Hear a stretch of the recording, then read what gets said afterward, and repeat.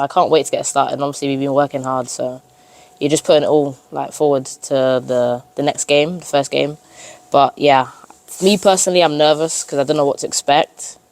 But I guess it's the big stage, and I've been dreaming of this, so that's the main thing. I'm excited. We know Jamaica's a small island, but we can feel their support wherever we go in the world. And the other day we had a dinner where we met some people that are from Jamaica that live in Australia. So we know wherever we go, we have support. So it doesn't matter if they're on social media or if they're at the game, we still feel the support. I just, in our previous interview, I also asked with you, because obviously I don't sound like an Australian, because I'm not from Australia. Yeah. And you have an English accent. So Yeah. tell us a little bit about your story. Both grandparents were born in Jamaica, and then they came over to England. So my mum and dad are both first-generation English. Yeah, but even though my parents are born in England, I don't feel like I'm far from the culture. Obviously, I've learnt a lot being around staff and the girls, and obviously being in Jamaica, so I still feel that piece of home inside, yeah. What about the impact of the reggae girls on young people in Jamaica? Do you feel that when you play for the team and when you're there?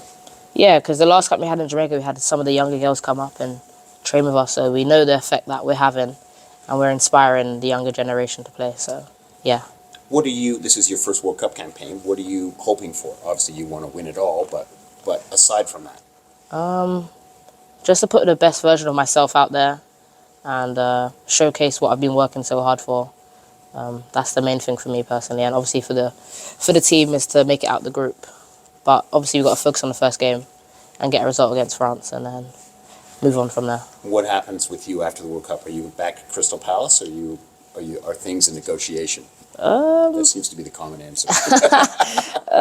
You never know what can happen, because I could have a really good World Cup and then you never know, someone could come in. But my plan is obviously to stay and focus on where I am now, and then whatever happens after, happens after. Terrific. All right, thanks. Hi, Paige. My name is Emily. I'm with the Associated Press. Yeah.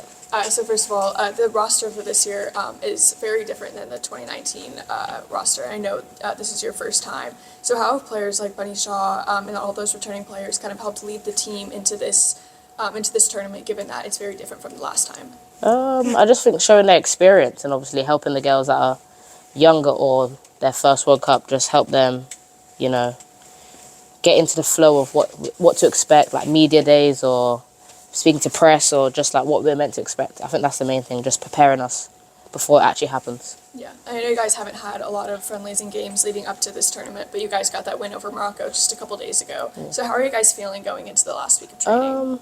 Good, positive, obviously, because you said we haven't had a lot of games, but I guess we've been training hard and it showed in that Morocco game that we got the win. I think just training hard and keeping doing what we're doing, it showed in a game that even though we didn't have as many games as, let's say, France or other teams in our group, we can still do what we need to do, even if we don't have the same build-up as other teams. So obviously the big story is Jamaica's fight with the Federation.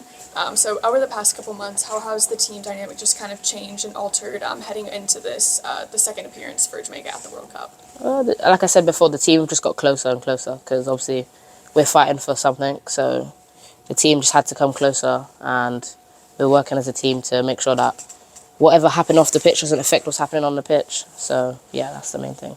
Yeah, so having the support from people around the world, I guess how does that help y'all mentally, if it does at all? It just shows that we're affecting, and we've got support everywhere.